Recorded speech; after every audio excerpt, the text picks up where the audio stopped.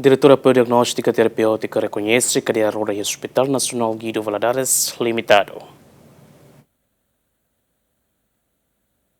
Durante o Hospital Nacional Guido Valadares enfrenta problema com os equipamentos, onde foi impacto para pacientes sira nebe halo tratamento e o Hospital Nacional Guido Valadares inclui menos cadeira roda, onde facilita pacientes sira nebe e o problema hoin. Relaciona a condição ne diretor apoio diagnóstica terapêutico Hospital Nacional Guido Valadares reconhece número cadeira roda nebe limitado e a sala baixa da barak paciente balão precisa tebes cadeira roda, mas bela lehetan tambah limitado. Tuir diretor apoio diagnóstico terapêutico ne cadeira roda ne badet paciente sira nebe ain tohar nola bele lau mesak ba haris fating. Hospital Nacional e sala balu sala balu número ne limitado.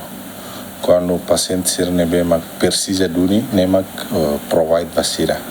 Mas quando ida nebe mak hansa bele lau itu haris fatin ne usu família sira ne ajuda para família bele acompanhar. A me reconhece número em termos de número, né?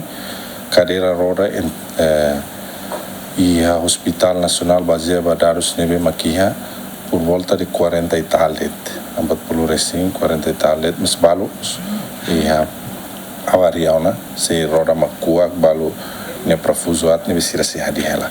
Mas em termos de número sira bele